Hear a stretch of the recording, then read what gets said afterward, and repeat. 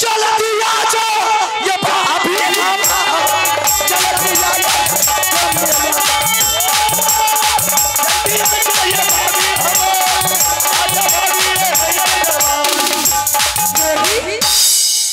आप कहीं चलते हैं तो कोई आइंदा लड़की के ऊपर हाथ क्यों करते हैं और झगड़ क्यों करते हैं?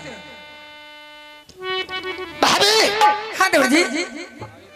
दुकानदार हरामजादा रास्ता पर दुकान लगाया था। मैंने सोचा मेरे भाभी को मेला जाने आने में तकलीफ हो जाएगी। हाँ। इसलिए 2-4 बिजली का कोड़ा मार मार करके सब दुकानदार को तुम्हारे लिए मैंने रास्ता क्लियर करवा दिया। तब तो अच्छा किया आप देवर जी। अब चलो मेला देखो, झूला झूलो, माँ गंगा में स्नान करो, मेला का मजा उड़ाते अपने घर को और चलो। ठीक है देवर जी।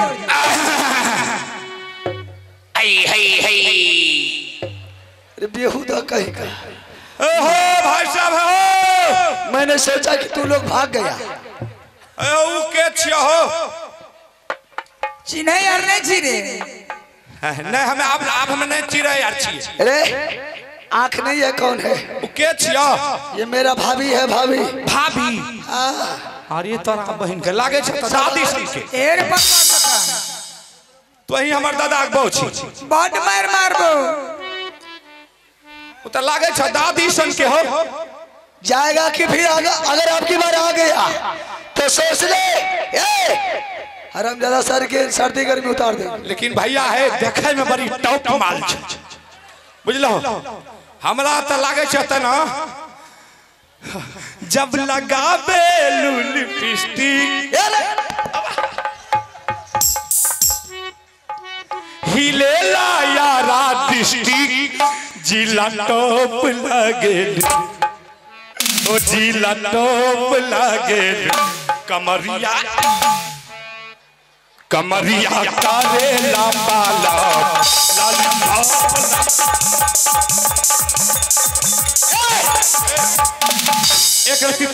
एक रत्ती तोड़ के दान तोड़ के लेगा।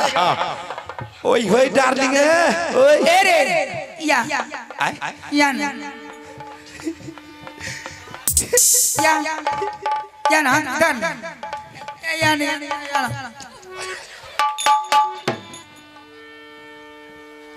बेचारी है की भलोगे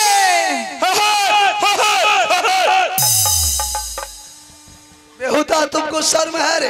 क्या छिया है देवर जी छतीन के देवर छियोगे आगे बैठोगी के एक रोरे की बेटी जयबो आएबो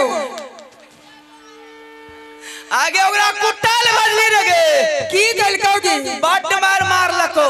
हां बड मार लको अबरी हमरा तरफ से आदेश अगर मिल गलो ने हां पूरा गिरी सिंह के आदत हो आगे पदवा पोती हाय हाय हाय ओ भाई साहब अरे बेहुदा अब की बार एक चाबुक लग जाएगा ना तो सोच ले आकाश में तारों गिरना शुरू कर देगा। ओए डार्लिंग है अब एगे गली ए भाई साहब अब बोल क्या छिया हो? मेरा भाभी है। भाभी छिया हो? अरे बेहुदा बीमारी पकड़ लिया रे। एरे मिर्गी के शिकायत छोड़ भाभी छिया हो? हाँ मेरा भाभी है। बड़ा देखे में बड़ा बढ़िया लागे एक गनी पुत्रा के बेटी देख बढ़िया में खराब लागे है बड़ा सुंदर लागे छ देखे में हो आगे कौन कौन आटा चक्की के कुटल पिसल खाय छौगी एक रानी की बेटी दोसर के थोड़ी खाय छै की अपने घर के ने खाय छै गंदना जी लागे छै सुपर फाइन आटा के रोटी खाय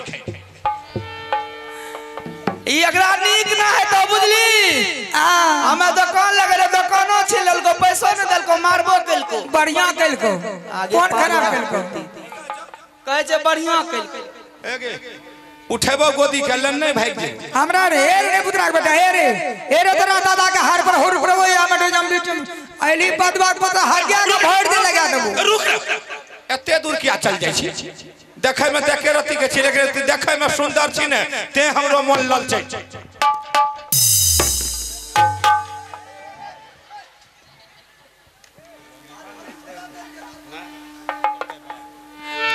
भाई साहब 8 दिन में कर दुनिया देख लेबो बेटी कुछ न है 8 दिन में कर दुनिया देख लेबो पुत्रा बेटी कुछ न है गे कुछो न तो दिखा देबो हमरा मालक न उनी पुत्रा हमरा नीक न है ओकरा नीक न है हमरा बढ़िया है हमर दियार खैते जाने रे रहते आने रे गे जिंदगी भर बियाह करते रहते बेटी हमार दियार 100 बहु करते देवर जी वैसे वो वैसे लोग भक्ति है समझ गए चलिए जिस काम से आए अपना काम कीजिए हाँ देवर जी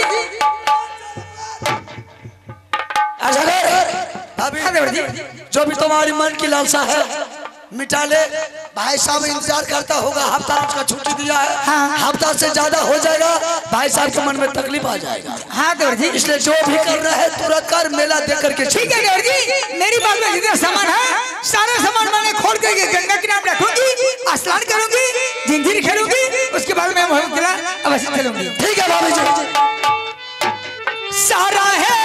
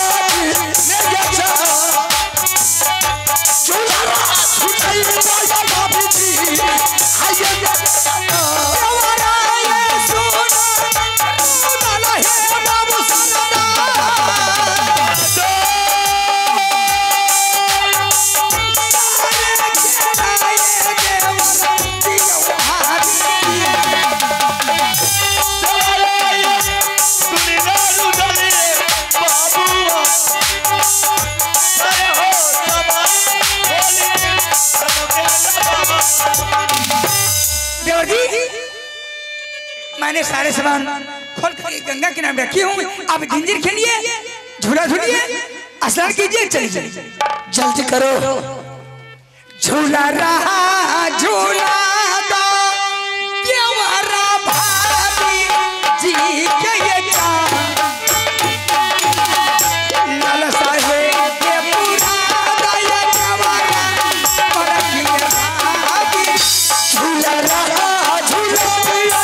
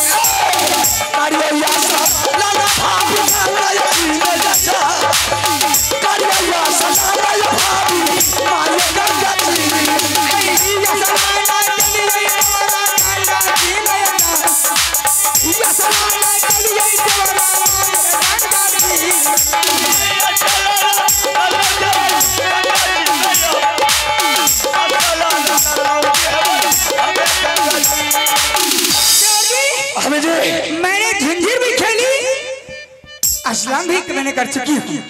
चलिए देवर जी आप महावीर किला का रास्ता धरिए। ऐसा करो, हाँ देवर जी, जितना सामान तूने झोरा में से निकल करके गंगा जी में रखी है, हाँ ये सारा सामान उठा करके अपने झोरा में डालो और यहाँ से मेला को देखते हुए अपने घर की ओर चलो। ठीक है देवर जी। सारे सामान उठा करके अपने झोरा में डालो।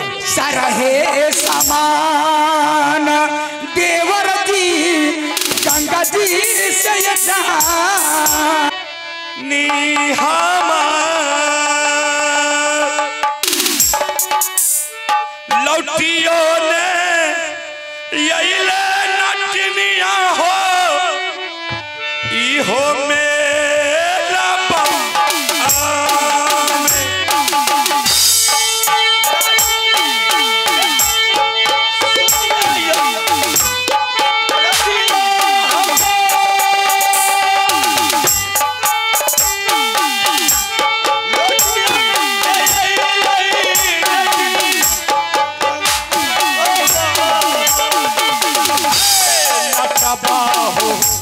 चल रही भैया नटवर की लाला नटवा हो चला रही भैया हैयो नाटवा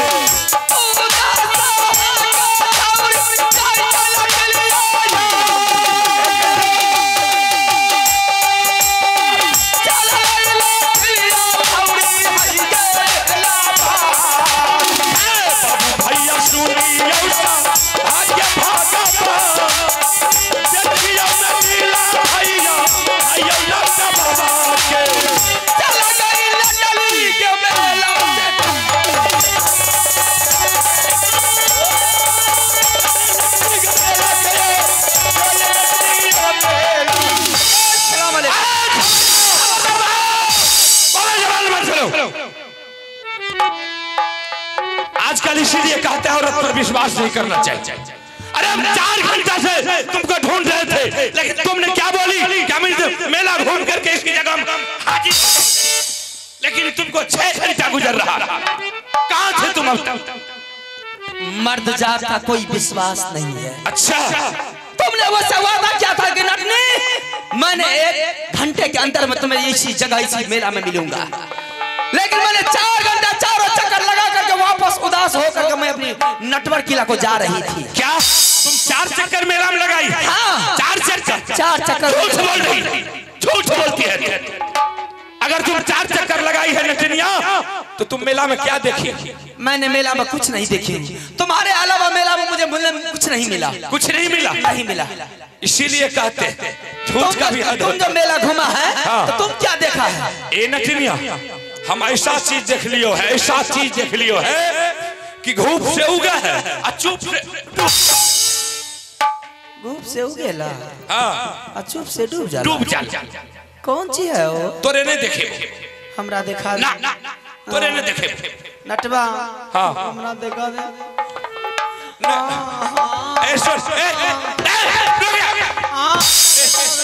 ए नटनिया, तोरे हम देखा देबो तो हमरा सब बेमानियों करबी, झूठ नहीं बोलबी।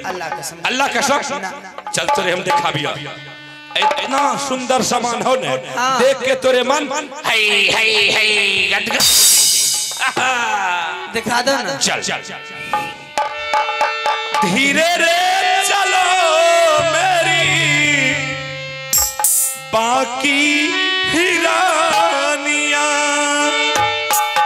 धीरे रे चलो मेरी बाकी हिरानिया, धीरे रे चलो मेरी बाकी हिरानिया, धीरे रे चलो मेरी बाकी हिरानिया, धीरे रे चलो मेरी बाकी हिरानिया,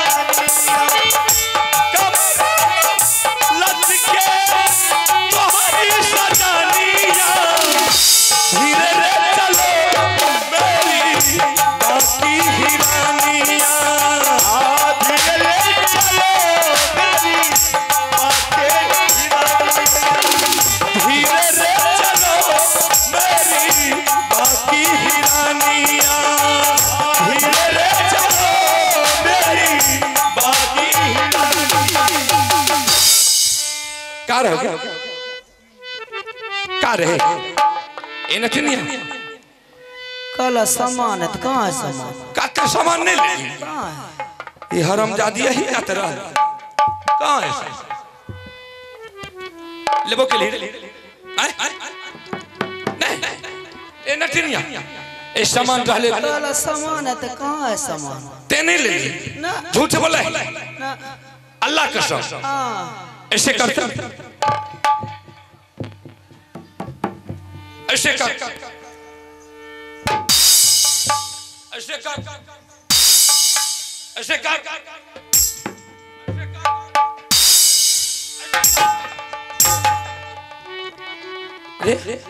ते नहीं ले ना। ऐ पकड़ा के का होता देखा हमरे ला का ए अरे का हो नटवा, हाँ ये क्या चीज है तुम्हें पता नहीं है? क्या चीज है? रे नटवा, कोई राजा महाराजा रानी महारानी इस गंगा हरिद्वार में मेला देखने के लिए आई थी। रानी का 9 लाख का गिरवल हार और जादू का पुस्तक छूट गया है। अच्छा नटवा, ये डब्बा अगर खुल गया ना तो ये टेलीविजन है। अच्छा बंद हो गई तो बाइस्कोप। काका खुल गया तो टेलीविजन, बंद हो गया तो बाइस्कोप।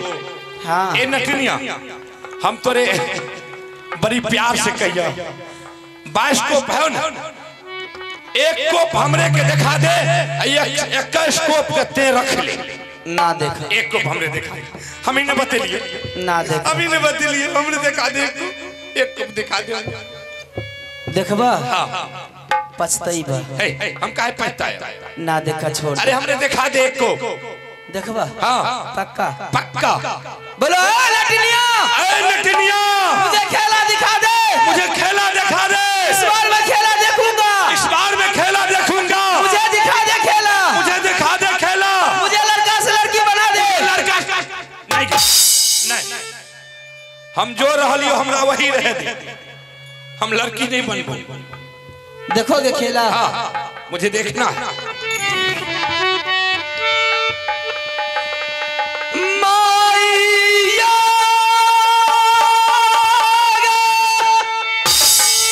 सुनाले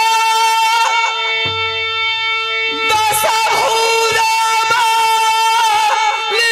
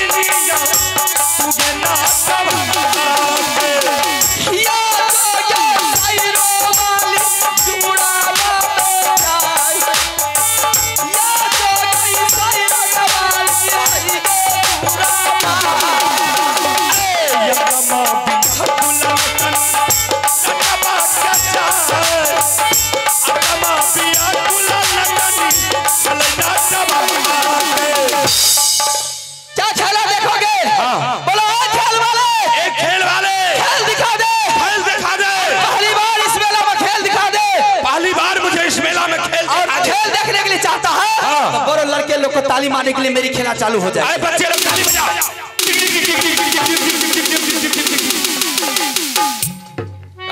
खेला में जान नहीं आया, खेला में मजा, ताली में मजा नहीं आया। अच्छा ताली में मजा नहीं आया, कस के ताली बजवा दो फिर मेरे खेला चालू हो जाए। जोर से, बिल्कुल चालू, जोर से ताली बजाओ। अगली बार तक गरगरी छड़ा दे। क्या समझाएगा, क्या समझाएगा? तुमने बच्चे लोग को ठक लिया ताली बजवा करके, तुमने खेला नहीं दिखाया। हमें ठीक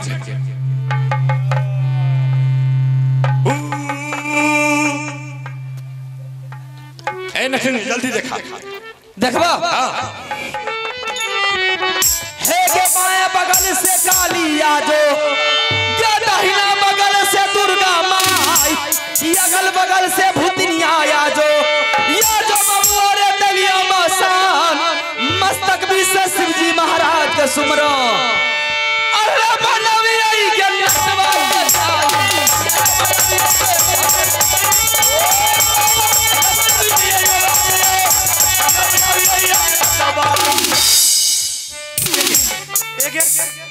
क्या कर दे तू? हमरे आंख में लगा हो लट्ठा सट गेल। अरे पा यही है टेलीविजन। कहा यही है टेलीविजन? बंद हो गया बाइस को। ये नटनिया, ये टेलीविजन तो बहुत अच्छा है। कहाँ तक लखा दे रहा है तुम्हें? हमरे बाप रे बाप लखा दे। कहाँ तक? हमरे चंदौर से बेलदौर, समझ ली, आकाश नगर से बेलदौर तक, सौर से चंदौर, आकाश नगर से बेलदौर लखा दे रहा है। बहुत दूर तक झलके हो। हम जाइए कहाँ? मेला से? नहीं तो नहीं जाए। अगे हमरे आंख में लट्ठा सट के लेकर छोड़ा देने के। तू शंकर बम बेचने जा। हाँ हमरे दिखाई दी है तब न बेचिए। हमरे कुछ सुझबे नहीं करोगे। नटनिया नटनिया नटनिया गे नटनिया कहाँ गे? नहीं लखा दे रहा है। एक कहाँ हमने झलका होगा छोड़ा दे। हमने कुछ नहीं सुझे। जल्दी हे के बाएं बगल से काली आजो, जो दाहिना बगल से दुर्गा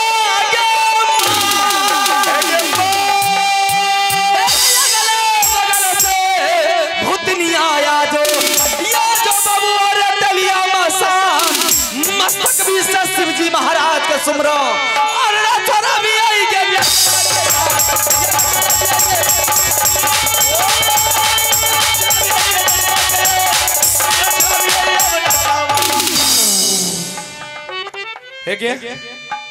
ये हमरे क्या कर दिली रे? क्या कर दिली रे? वही तो था। अच्छा यही था। ए हरामजादी ते हमरे अंधा बना। अब हम तोरे साथ में हम रहियो। अब हम चल जाइए।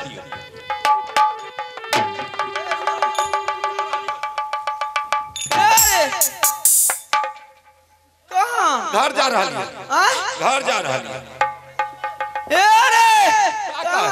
हम घर जा रहा है।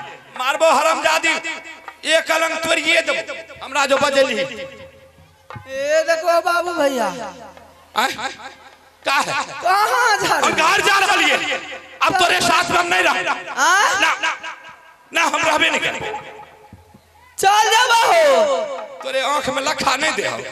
हम जा रहा है। ओ बाबू भैया एकरा इतना मानिया है, इतना मानिया है। अपना बना दिया, खीर बना दिया, पूरी बना दिया, तस्मे बना दिया, लड्डू बना दिया है, अचार, रोटी, भात, सब्जी, दही, चीनी सब एवं प्रकार 56 प्रकार का। एकरा ले श्याम परोठा 30 तीमन। आगे हरामजादी इतना एकरा मानिया है कि कुत्तो बिले से बढ़ के मानिया है। फिर भी छोड़ के भाग के जा रहा है। का काली हमरा कुत्तो बिले से बढ़ के मानिया भैया। ये हरामजादी जे बोला है कि अपना ले 56 प्रकार के भोजन बनाबिया है, एकरा ले नटवा लका बनाबिया है, जाने का काली श्याम परोठा 30 तीमन। श्याम परोठा 30 तीमन भैया श्याम परोठा केकरा कहै छै जाने छ? अपना के रहका पर मरुआ उपजे छै, बुझलो? ओए मरुआ के रोटी गौठा सन के मोटगरी हरामजादी ठोक दे छै। आई गहूम जे बुनै छो त चारो आयर में चिकना दे छो, उ चिकना के उला के ओकरा सिल्ला पर चूड़ दे छै, नमक तेल मिला के रोटी पर दे दे, 10 गो मरचाई गुड़ देलक, खाए में त खा मन लागे छै। खाए के जहां 2 गो रोटी तहां 4 गो रोटी खाइ छियो, बुझलो? एक हफ्ता भैया झाड़ा नहीं उतरे छै। जब झाड़ा लागे छ कुत्था बेकल भ जाय छै, हेत मोट के नेरी निकल। हरामजादी की कहै छै? की काली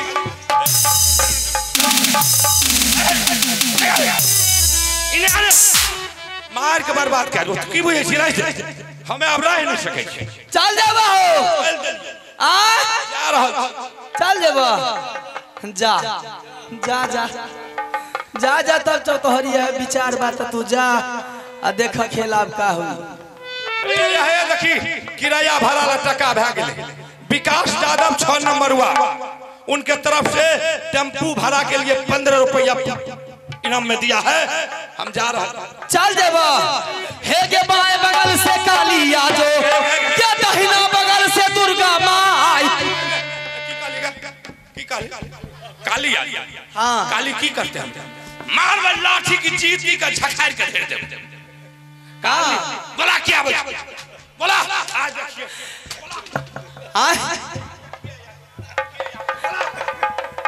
हे के बाएं बगल से काली आ जो, क्या दहिना बगल से दुर्गा माई। की काली दुर्गा की अपना आपका बेसी होशियार बुझे छे। जांग में 10 हाथ के झखाड़ दे।